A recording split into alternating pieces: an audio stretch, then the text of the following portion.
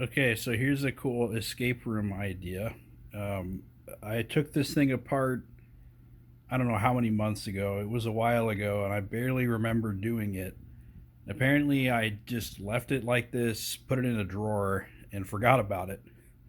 And I'm looking at this, and I know there's some pieces missing here, but I found this bag, and it says 4A base screws, drum spring, and then it says big spring below.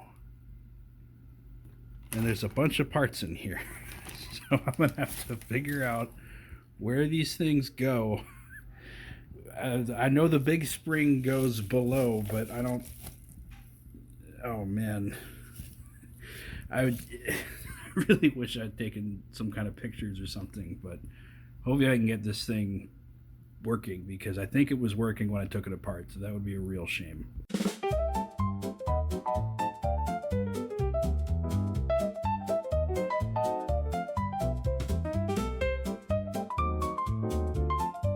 Here's the finished side plates. Um, these are the only parts I completely stripped all the paint off of before I repainted them, which I would not recommend doing. I had to use this. I can't even get it in frame. 10-inch grinding wheel with the rope wheel on it to get all that off. So that was horrible, and it also, I think, made it really hard to get the surface to be smooth. So I ended up having to, I think, repaint and like sand the paint down and paint it again. And I don't know. I could have done better, I think, but it is what it is. The surface isn't quite smooth. At least it's not as smooth as it was, but it was very rusty, so that just needed to happen.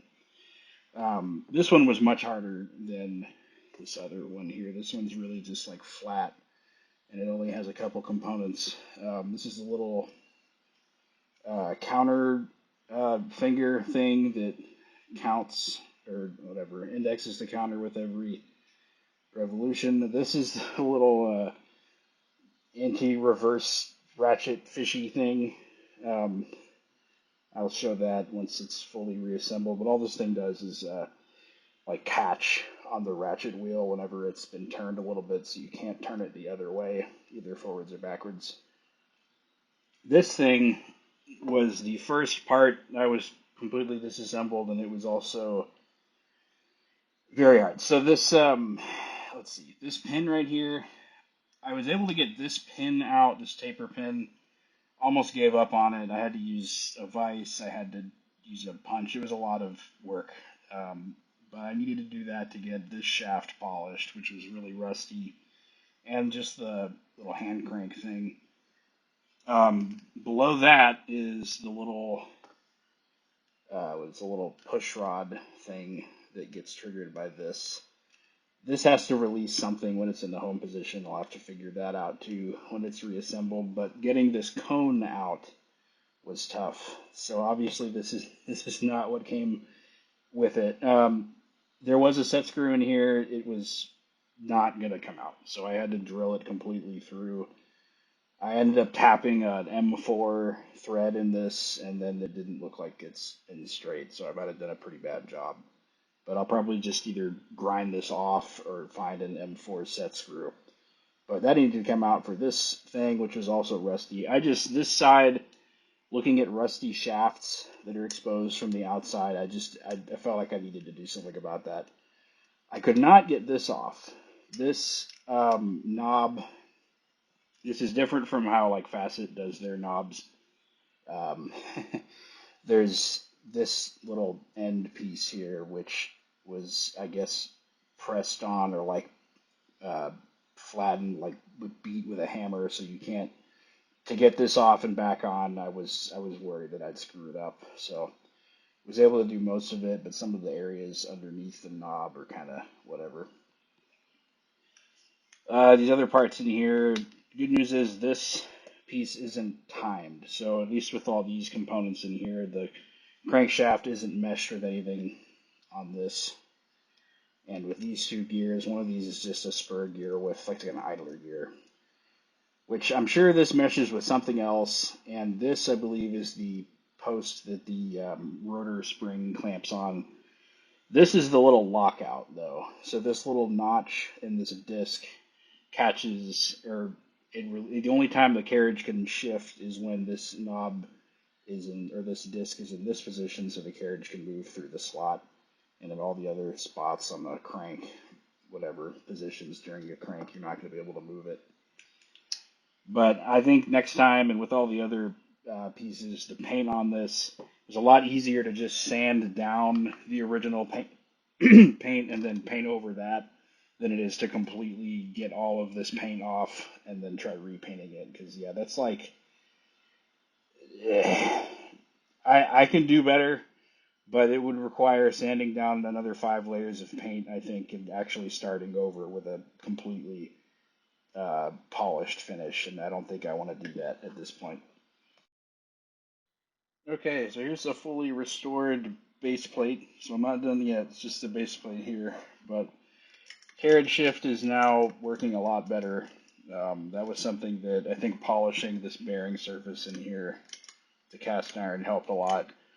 I also polished the knob, the little shift knob, and you know, you might say this is a shift lever because you move it like a lever, but no, that's very knobby. I think I know a knob when I see one.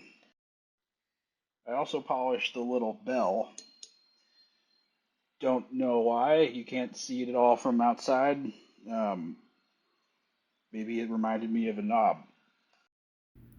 All right, I'm about to start disassembling the rotor. I made some timing marks. I think a few of these are timed with this groove in the shaft, but the groove is only through these threads and they do not extend through the entire shaft. So I went ahead and marked like the end of the shaft, this little spur gear, this cam, this disc, and then over here it's probably more obvious because there's the shaft, and I think this is probably keyed, but I marked that as well. Hopefully that's all I need to do to keep from getting this thing out of time, but it seems like it's just removing some nuts and then pulling things off the shaft. I'm not sure how much the order of all these, like interchanging these, is going to matter, but I'll probably try to keep them all in the same order. Okay, here's the rotor shaft completely disassembled. Shaft's right here. I went ahead and polished it.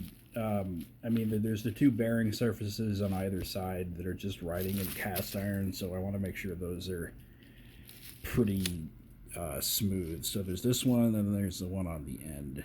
But everything else, this shaft is nothing rotates on this shaft. Everything on this keyed section, even the components that aren't keyed, just I believe just like are supposed to be fixed to the shaft as it rotates. And all of these little sectors have ball bearings, which I mean, it's to put things in perspective. Before now, I have only seen ball bearings in facets on their rotors, and it's not even like a standard ball bearing. It's like a linear rod bearing. It's got a linear component to it as well. So it's almost looks like a giant bearing cage with a bunch of little, I don't even know if you'd call it a ball bearing, but these are just standard ball bearings. I mean, standard in the sense that they're just like inner race, outer, and then we got the balls. They don't have a I guess you call it a cage. I forgot what they're called. There's a bunch of terms for them, but the thing that holds the balls in position. So technically, that would make this a self-aligning ball bearing because they're just kind of loose in there, and you can see there's kind of a gap. So they don't have quite enough balls to fill it, which means they should self-align. At least that'll be somewhat forgiving on the shaft. But they needed to do ball bearings here, I guess, because cast iron, just straight cast iron, was fine for everything else. But with these, you have, I guess, 9 of them that need to stay fixed while the shaft rotates. So having the ends of the shaft rotate within cast iron, it's just not great, but it's not going to be the end of the world. Having all 9 of these rotate on cast iron would be a death sentence to this thing pretty fast. I don't even think you'd be able to spin it more than a few times. But anyway, these are not keyed, so they don't really, I mean, they're supposed to rotate, hence the ball bearings. All of these are keyed, And unfortunately, this is a dual grooved, whatever, keyway. I forgot what you call these kind. It's like machined like this, where it kind of goes up at the end. But anyway, there's two of them, but there's no indication just looking at these shaft components which way is the right way. So it does become confusing. Just to be safe, on most of these, I marked, at least in the beginning, definitely, when I didn't know how these went together. This is marked, this gear here is marked. I marked the end of the shaft as well on, I think, both sides, or definitely this one, and I want to say that one too. Yep, I definitely marked that side because I want to be absolutely certain that all of these go back in the right way. There's only the 180-degree mistake you can make with these keyed components, but some of these was just, it really sucks. Right at the end, so all the way, this cam right here is not keyed. I don't know why it's not keyed, because it is not supposed to rotate. It is supposed to be fixed to this disc, or just fixed in this position on the shaft. This disc is keyed, thank goodness, so I'm going to hopefully be able to line that up properly here, but this is not supposed to rotate on there. You can see this wear from something rotating against that, but that's just the input clearing thing. So these do, I guess, sort of slide, but they don't even rotate on the shaft. They rotate, this one rotates on this like little, I don't know, bushing thing. All of these little brass discs, or spacers, I don't even know what you call these. Typically these would be fully round, but these are all split. So that's one way to tell that nothing rotates on the shaft, is that you would never do this as like a spacer. If something had to rotate against this, that would be constantly gouging into the element on the shaft. So because this is keyed, obviously it's not supposed to, nothing's supposed to be spinning on this surface. And as far as I can tell, I'm pretty much just going to have to take each of these one by one, clean them up, put them back on the shaft, hopefully make sure I don't lose anything. One thing that I did notice they're not secured are these little, I just called them selector rollers. These are really, really small, little tiny rollers. Let me see if I can focus on them. They're really, really, really small. I don't even know. I mean, that's probably like a 2mm ID, maybe a 4mm OD. I'm sure this is supposed to be imperial, so some kind of weird decimal inch size, but I mean they're tiny. And these are on every one of the these discs, the ones that have the fake pinwheels on them, and they're right here. So the only thing that keeps those rollers in place or from falling off of this little post is just the pressure or whatever, this being held against it on the shaft keeps it from falling out. But once this is removed, those rollers could just fall right off. And I had that happen on like the second one, and I'm glad I noticed that. So I went ahead and removed every single one of them. So I think everything else is pretty well secured. Everything on here is press fit, got some brass, I guess, rivets, pins, whatever, holding all these together. The bearings themselves are these built into the, no, they're not. Okay, so these, I guess, could have been off-the-shelf bearings from 1925. I don't remember when these were in like the mid-20s, but I'm sure they were very expensive. And I'm sure this was like a, because this is the fact that you have ball bearings on these. I think I've said this before, but I've never seen ball bearings on mechanical calculators. They're almost always usually just a steel journal, steel just bushing bored right into the thing.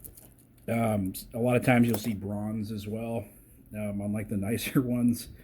This has no bronze. I don't know why they decided cast iron. They have brass knobs the nickel-plated brass, so that's already kind of expensive. I kind of wish they had splurged for the bronze bushing. Okay, so I wanted to get a shot of the correct timing on the rotor and the gears on either side, because this was something that I took this apart so long ago. I didn't remember how to do it. And I only had one picture, and it was of this side. I actually had like 4 or 5 pictures of like just this side. It was really super not helpful.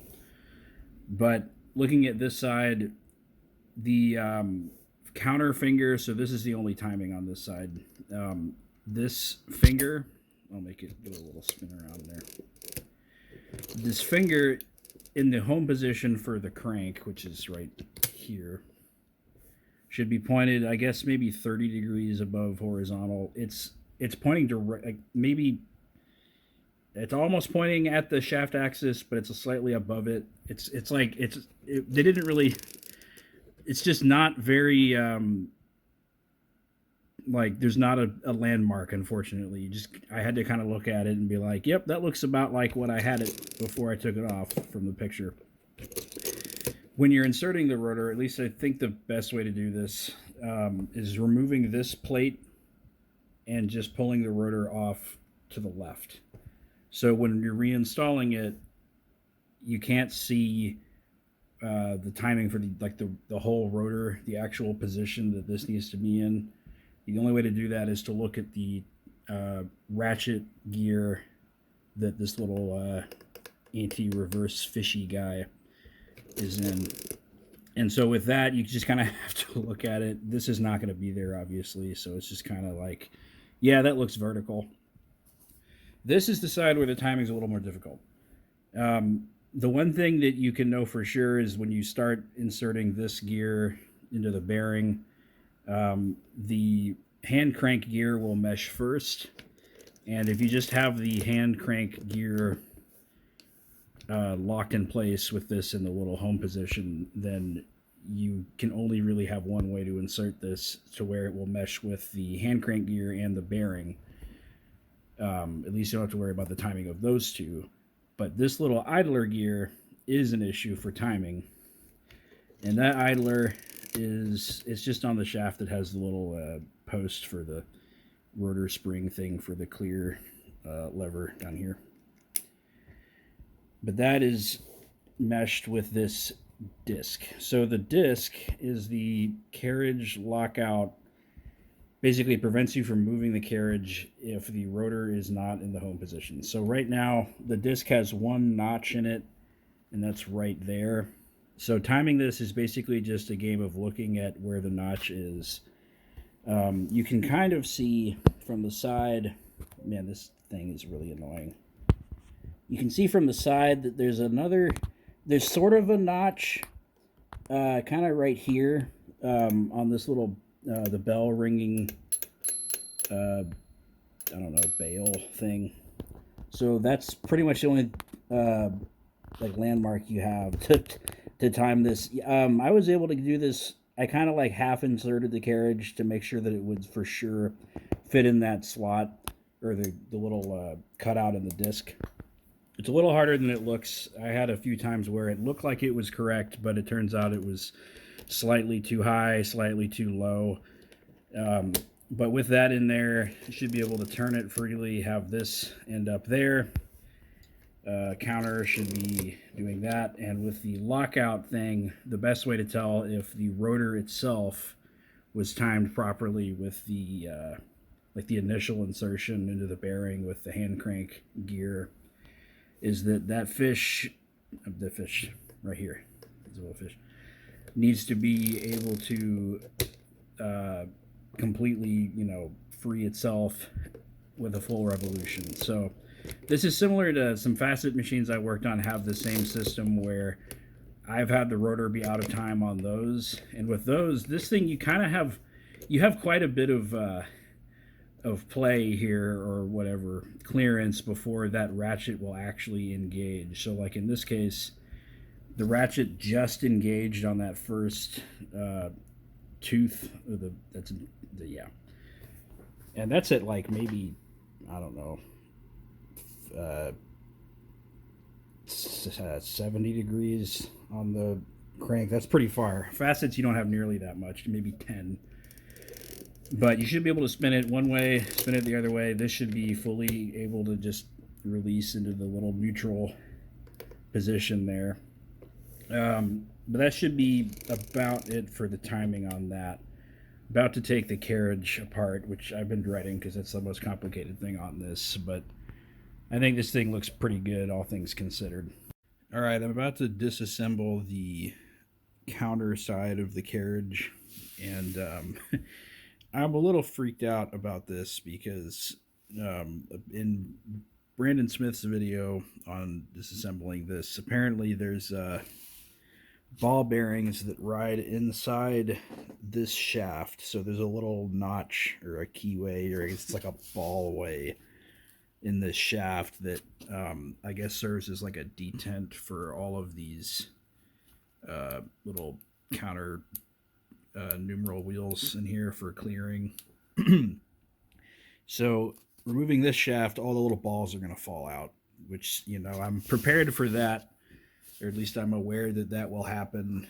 There's also this little spring-loaded reversing clutch plate, or one-way clutch plate. But there's also these little bushings in between these spring-loaded levers, and of course these are compression springs because they really like these over at Marchant in the 20s.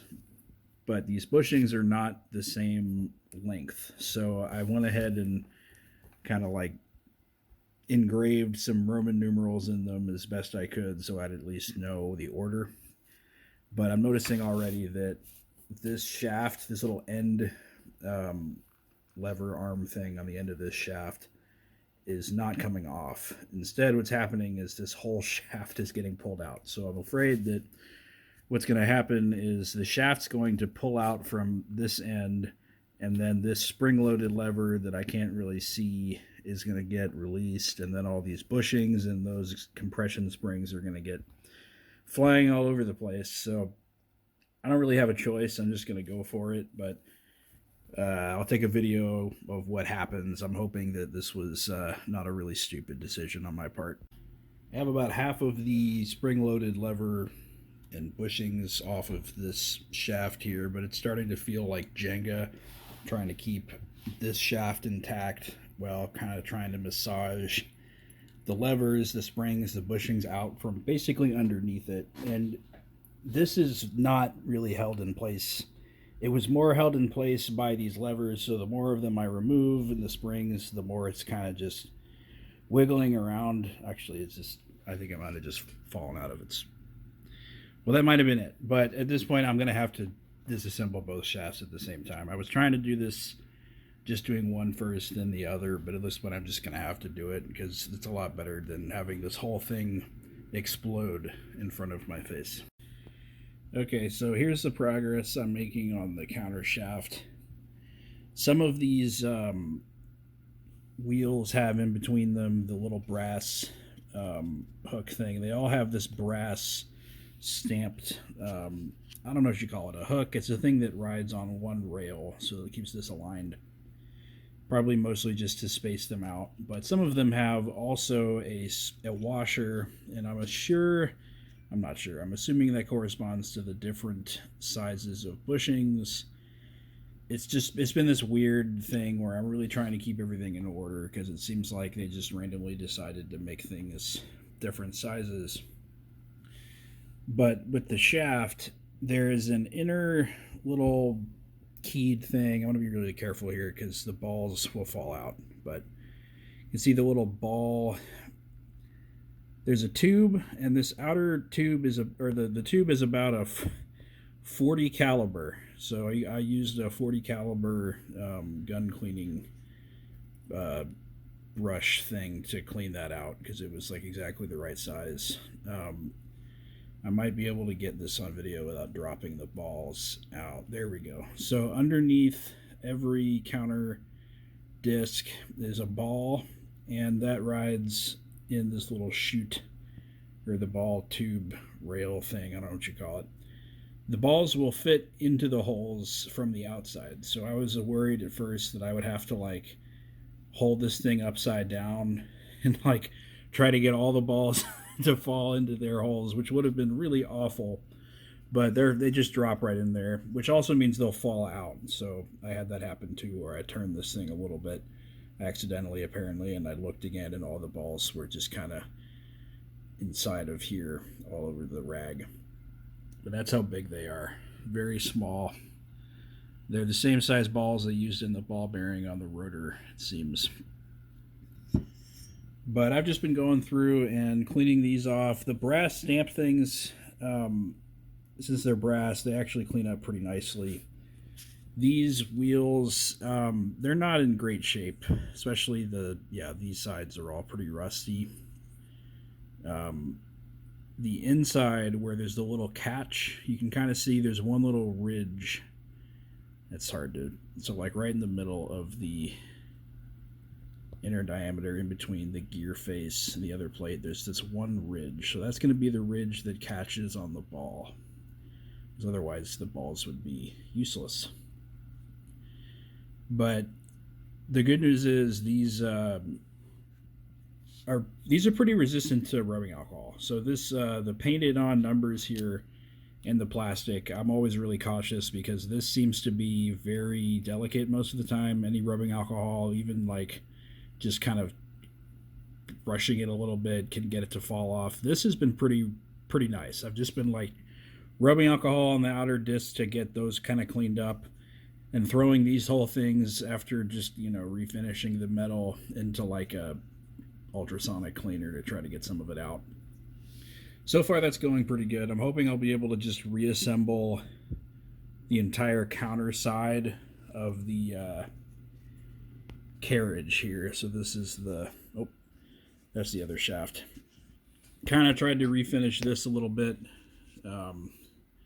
which, it definitely looks better than this side, but try to get this reassembled and then move on to the actual accumulator side with these little carry levers and all the other balls. More balls and springs. Okay, so I went way overboard on this one just to kind of demonstrate that it is theoretically possible to polish this entire machine, all the cast iron, to be pretty, polished.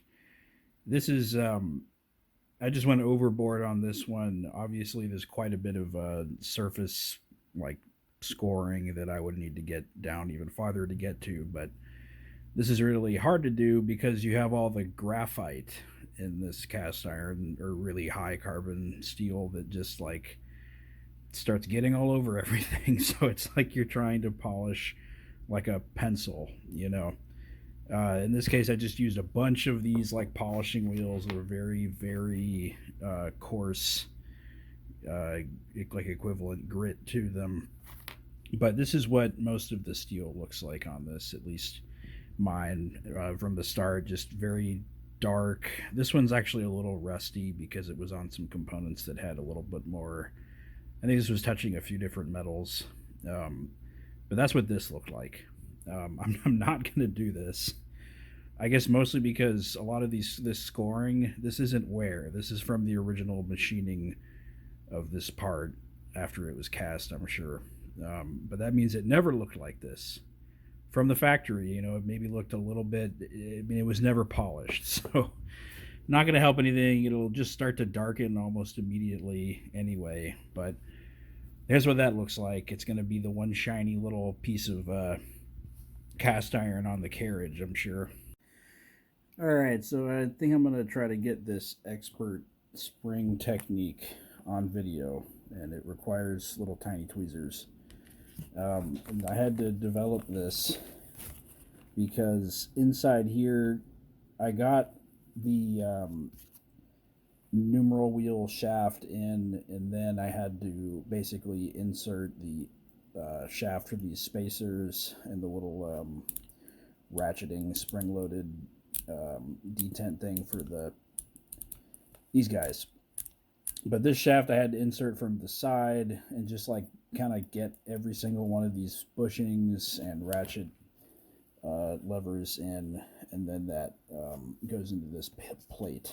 But what that means is with these springs, you have literally zero clearance to get these in. So there's a tiny little hole, or like a divot, I guess, circular spot where the bottom of the spring rests, and the top of the spring is supposed to wrap around this little nub on the ratchet arm for each of these. What that means, you have, let me measure this, that much clearance.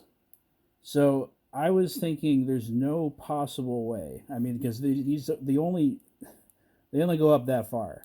It does not help at all. I mean, it's like 3 millimeters maybe. Probably 2 when they're down.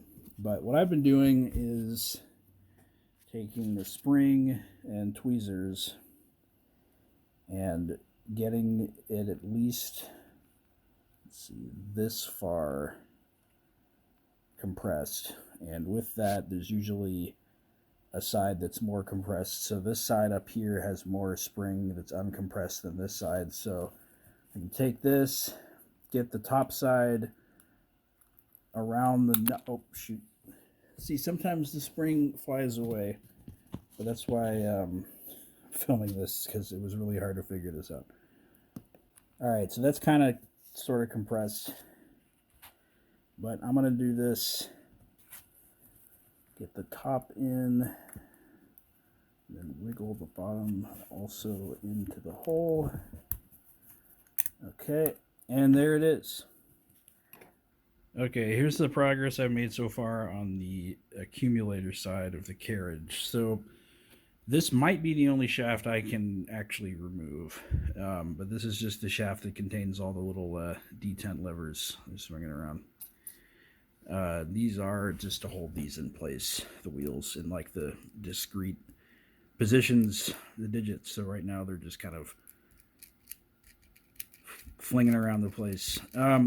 These, thank goodness, are held in by not loose ball bearings with springs, but these springs, I don't know if you can see, there's a bunch of slots underneath the wheels, and in the slots there's teeny reflections of the ball bearings in there. So these are all held captive by the slot on this side, and on the other side, which is really just impossible to see. I really don't think we're going to be able to see this.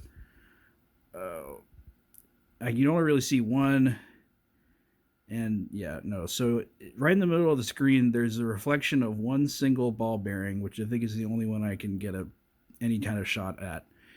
And that's the other side of the springs. So it seems like there are 2 ball bearings on either side of a spring, and those ball bearings are holding the spring in place, and their ball bearings are held in place by either a hole on that side or slots on this side, which is good because I didn't want to have to mess with getting loose springs back in there and balls that I just would not be able to get in there. There's no way. But with that, I don't know how to remove the numeral wheel shaft.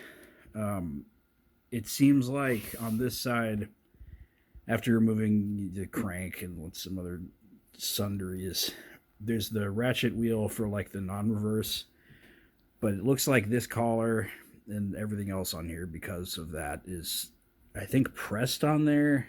It looks like they like beat it on there so it wouldn't come off. I'm having trouble getting it off. That's not a that hole, interestingly, it doesn't look like anything can rotate, so this collar can't rotate about the shaft. It's not a threaded hole, and there's no pin in there, so I don't know what that's there for. It really doesn't make sense for lubrication, because there's nothing to lubricate.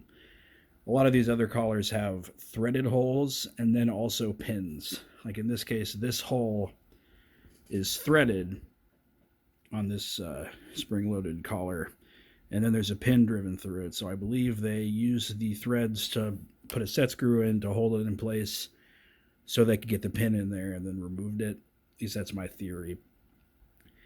But these, I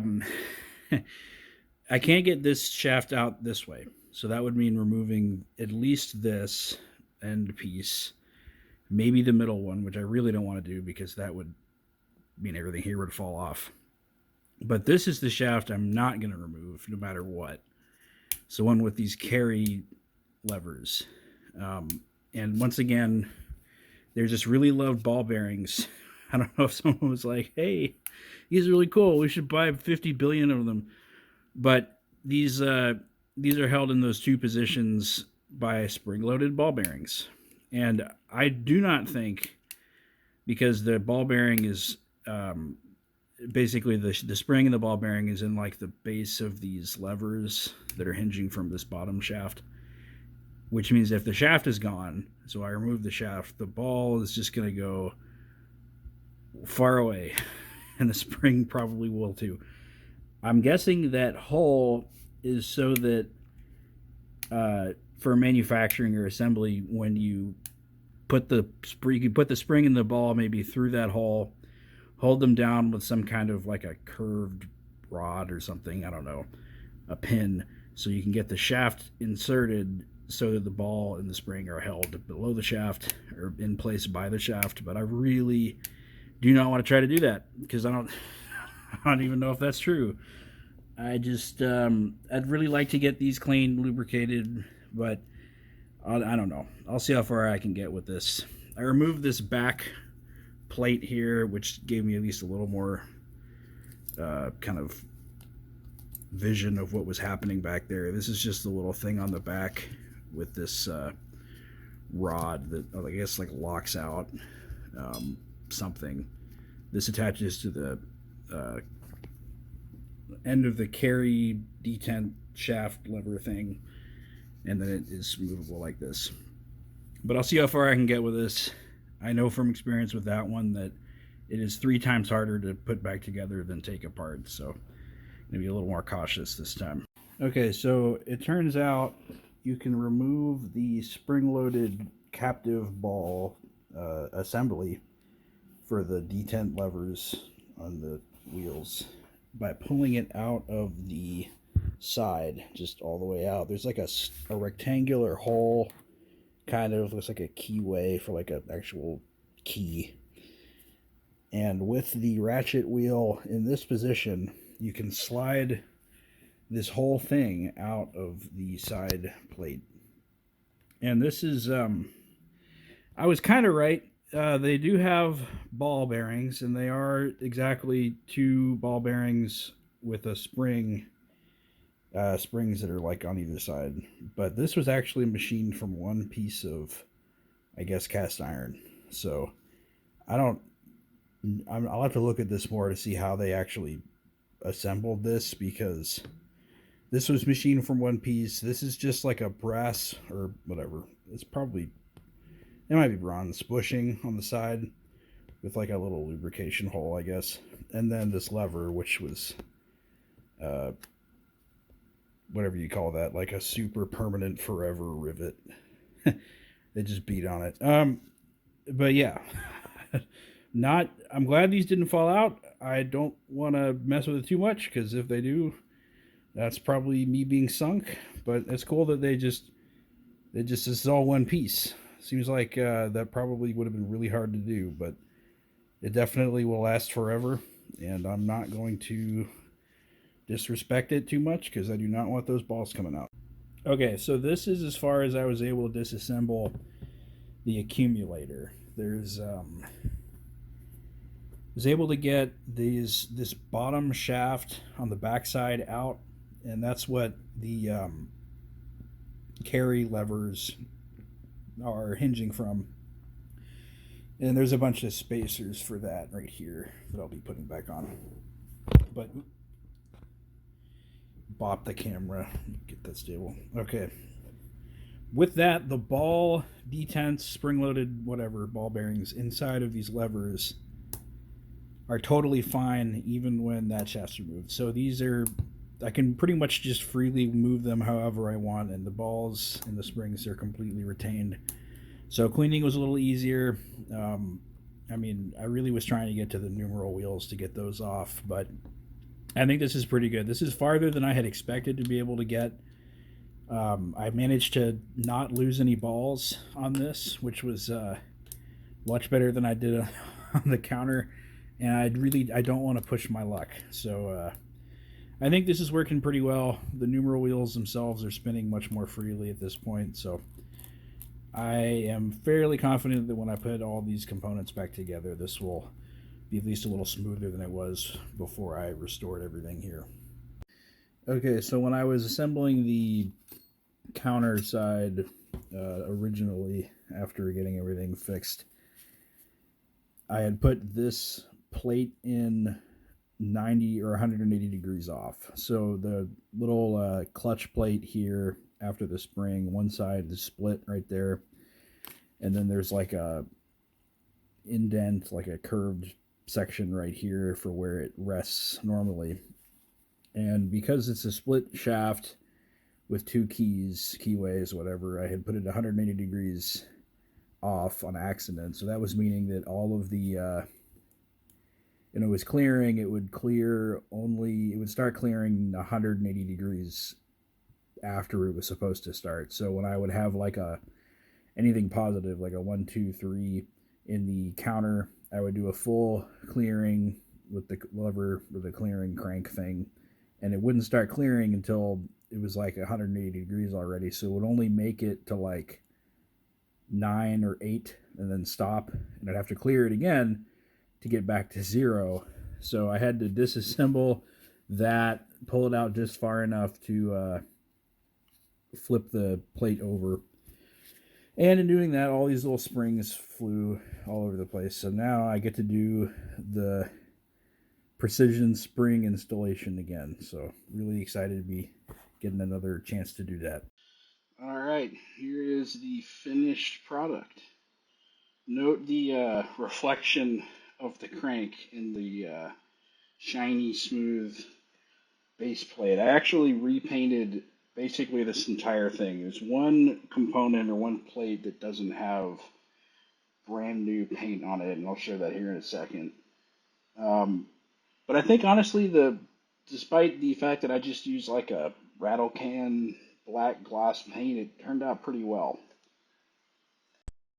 Okay, so of all of the panels on this little tiny one right here that covers like the crank gear components is the only one that this still has the original paint on it, which honestly it seems like it matches pretty well with just like I just use like Rust-Oleum gloss paint primer spray paint, making it I waxed everything to try and get it all shiny, but now it's like impossible to keep it looking good because it's got anytime I do this I can see a fingerprint in it, so it's I don't know. I'm pretty happy with the paint though.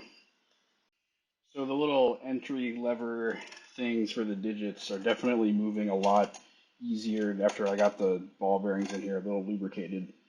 But honestly, it's really impressive how well these are working considering that these ball bearings are 100 years old and that they've never been opened up. Like there was no way for me to disassemble the ball bearings in here. Um, they just had the outer race was like it was like integral to like the cam. Like it was not something that could be disassembled. So all I did was squirt a little lubricant in there, and they're still working very well.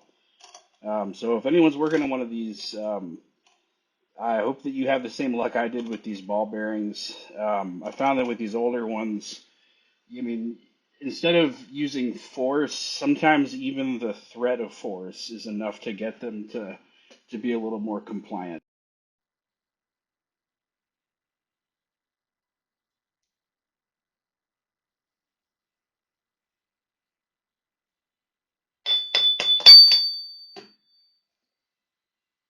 Okay, so using this thing, this is my least favorite part about all hand crank calculators, and it's like actually using them, unfortunately. But um, this is pretty simple. It's very much just the most pinwheel thing ever made, except that it doesn't technically have pinwheels. It has like selector racks up here. But if you ignore that from the outside, it's just a normal pinwheel machine.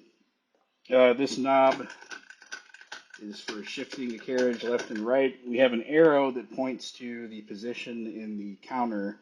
So if I add 1 or just do something here in addition, it's going to put a 1 there. Go over here. Go in reverse, it's going to put a -1.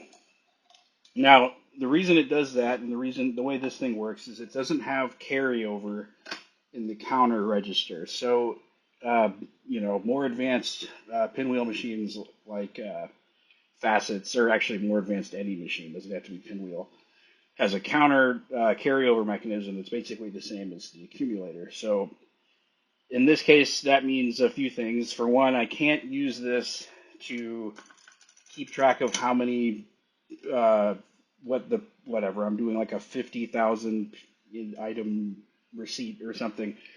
As soon as I count 10, so let's say I got $1.22, and I could do that, and I'm trying to keep track of how many times I've done that, but once I go over 10 or 9, now it's going backwards because it's onto the other side with the red negative indicating part. So that, I mean, that's whatever.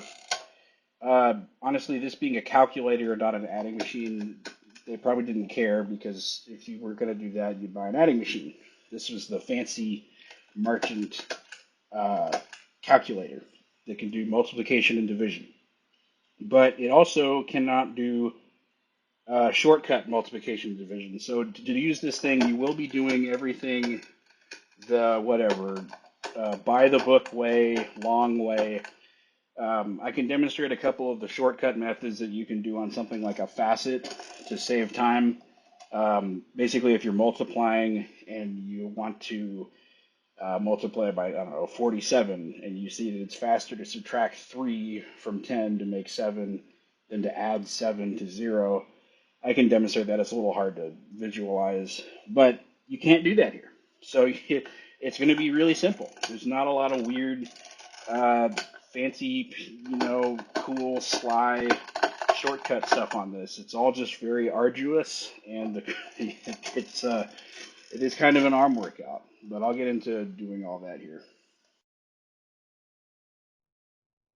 So for shortcut methods on a machine like this, just to show what that looks like. Let's see. Let's say I'm doing 90 or 974 squared.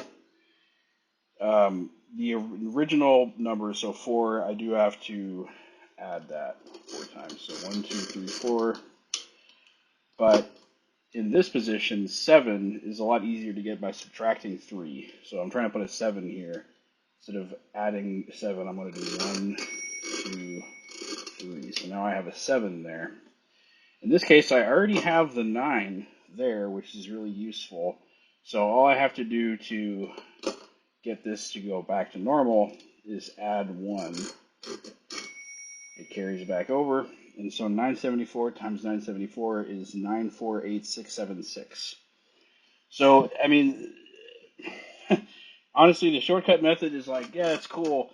But to me, the shortcut is just use a machine that has a motor on it that's automatic, so you don't have to crank it at all. That's, for instance, the Marchant Silent Speed, which came out, I think, about 20 years, 25 years after this Marchant, did fully automatic operations. I think at 1200 RPM they got in the 40s. So I think that shortcut, maybe not on this little facet guy. Okay, so using this thing, say addition and subtraction. So this can be moved wherever you want, but in this case, I'm going to keep this in the same position as the input. So this little clearing slide thing will also tell you the decimal position of wherever you set the little sliders up here that are kind of hard to see because they're on the top. But I'm just going to line everything up here, so I'm on 2, so I have 2 decimals, which is also to match the color here, so like I'm doing dollars and cents. And so with this decimal indicator, that'll just show what it is. So for addition, just slide the thing down, or each digit down to the number you want. So let's say $3.57. Turn the crank once clockwise, it'll add that number here. This will not clear, obviously, unless you do this. But let's say I wanted to, just do another arbitrary addition. $2,234. Now we're up to $22.34. I keep messing up the decimal. So we got 25.91. You can do repeated additions with this, like if I wanted to do, okay, now I'm going to buy 5 widgets at $1.25 a piece. I'd set that in here. If you turn the carriage clearing lever in reverse, or the subtraction one, it'll clear the counter. So now I'm going to do 5 of these. So 1, 2, 3, 4, 5. Added those in. Unfortunately, you can't. Well, you can.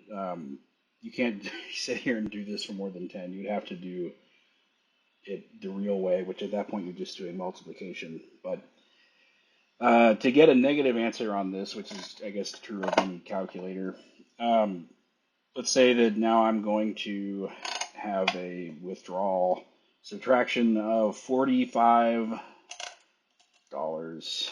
and that's it. Or, you know what, 11 cents. That's going to go over, we're going to be in the red.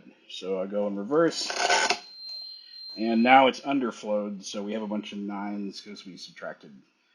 And we have this.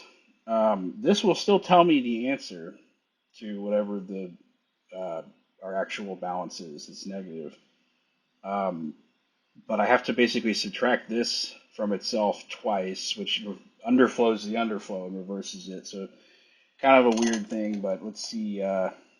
999, 9, 8, 7, 0, 5. I'm sure I got that right.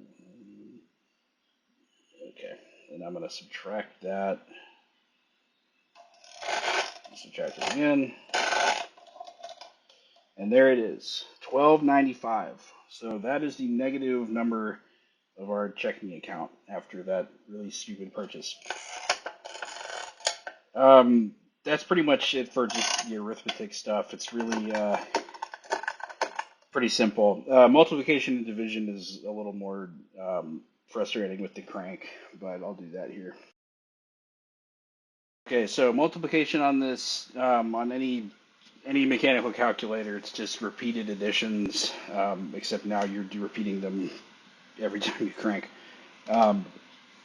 There are a few different ways you can do this. Lining up the decimal places is kind of tricky for this and in division, but usually, you know, the standard rule is that number of decimals in your input plus the number of decimals in the multiplicand over here in the counter equals number of decimals in the product, so the accumulator here. I never do that unless I have to. In this case, I don't, because this whole carriage is movable, and I'm indexing it myself. So if I want to do something easy, 25 times 25. The way I would do that is just make sure that these decimals in all of these positions line up before I start. So if I want this to be the ones position and the decimal to be here, I'm going to have, let's say I want this to be these two red ones. I want this red one to be the ones position, which in this case will add into that, whatever index.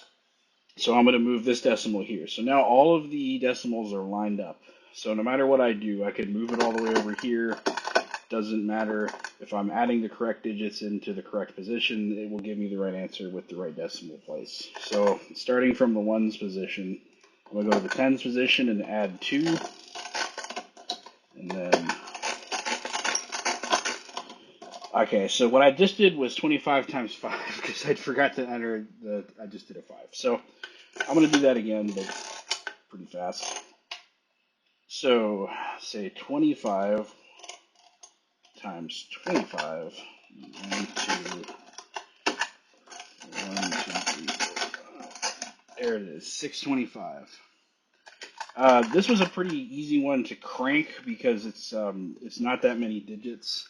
It does get a little harder to crank this thing with the more digits you enter. So just for fun, I'm gonna do 1, 2, 3, 4, 5, 6, 7, 9 times 45. So add all that in. 1, 2, 3, 4, 5, 6, 7, 9. and I'm going to do times 45. So I'm going to keep the decimals in the same place. Actually, I can't do that in this case because I don't have enough digits. So I'll have to start from here. Anyway, this will be the ones place. 1, 2, 3, 4, 5. 1, 2, 3, 4. There it is, a bunch of 5s. Now that was annoying because it's a little harder to crank, but it's hard enough to where the thing starts to move. It does work though, so again, not a big fan of the hand crank ones, but they do look very nice. Okay, for division, the decimal rule is still true with, at least if you want to do this the, I guess, proper way, where if I take it's this minus, or this equals this plus this for decimals. So if I want to get the decimals here, I would subtract this from this, which I'm not going to do, again, because I don't like doing that. So instead, I'm going to do what I normally do in this case, which is just line up the decimals before I start. One thing about this is I can move the carriage over here. We have, what is this, a 9-digit input, I believe, and a 13-digit accumulator. So that does not give me that many digits to play with. For division especially, if I want to have all 9 digits for an answer, I'm going to have to move it all the way over here. But if I do that, the largest number I can enter to divide by, or to either divide something, both the numbers, the man, dividend and the divisor have to have no more than, what is this, 5 digits. To get more than that, I would have to move it here, but then I can't get as many digits. So this is not a very there's not a lot of digits here. This is not for like massive calculations, but you wouldn't want to do that because this is it's not very fun to crank this thing.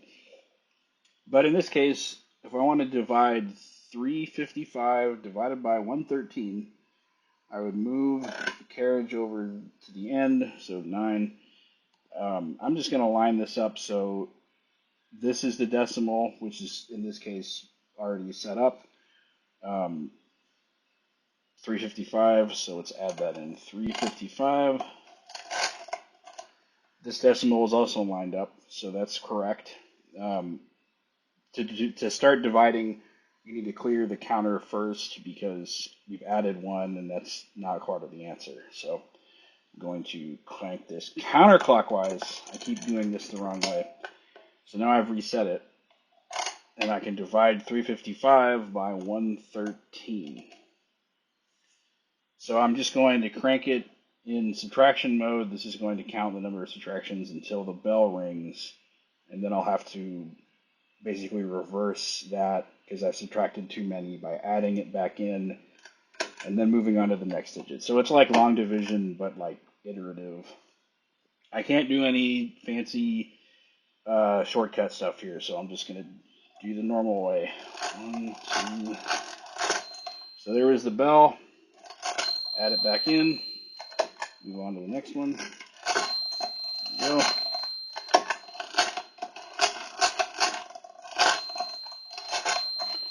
Okay.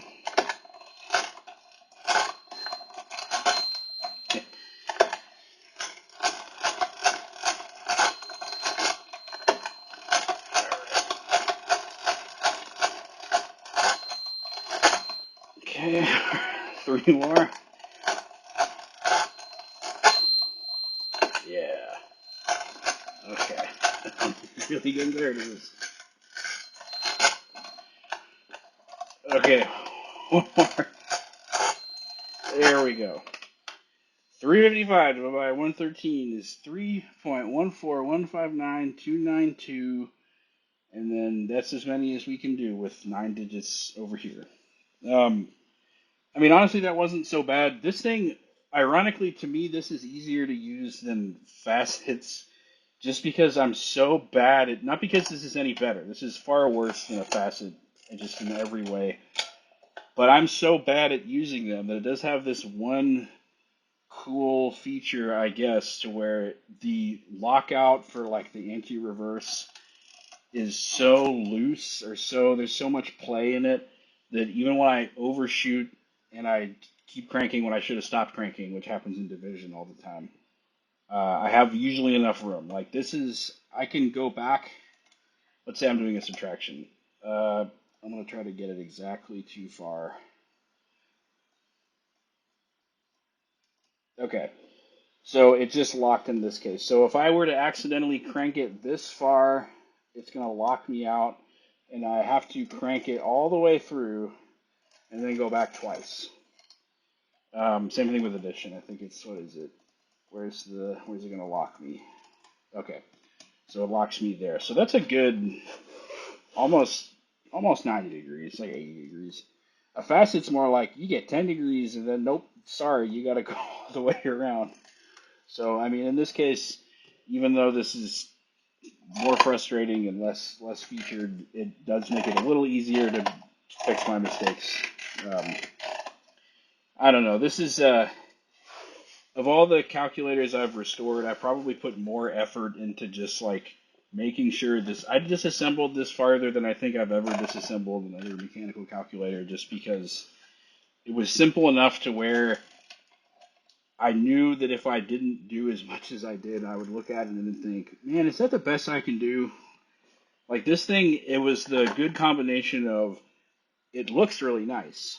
You know, if it was something that doesn't look this nice, I probably wouldn't care so much. But this machine is cast iron. A lot of these parts are forged. We got brass everywhere. I mean, this is just a really nice old thing. They don't make. You can tell this like style from, I guess, this is like basically late 1800s to about 1930, 35 or so, when they had this old style that just I don't see too many of these. I don't get my hands on too many of them. So I really think that I wanted this to look good. I wanted it to be restored fully so that it wasn't just like just squirt some lubricant in there and like slap the panels back on. This is probably about the best I could do. I think I'm being honest with myself. This is probably it. This is probably the pinnacle for like how much I put into making sure this thing was good. That being said, I do not think I will probably ever use it after making this video. Um, the hand crank machines. I just can't do it. But it will look good, and I think I did a good enough job to where this can sit for 30 years, and someone could just start wanting to use it, and it won't lock up. Because that's one thing that, like, if you do this right, especially with these newer synthetic oils, they will actually stay okay. They won't lock up. Everything's cleaned out and lubricated properly. These will probably last forever. This thing worked even though it hadn't been serviced in 100 years, I'm sure, when I got it. I just got it to get a little bit higher to where it probably used to be.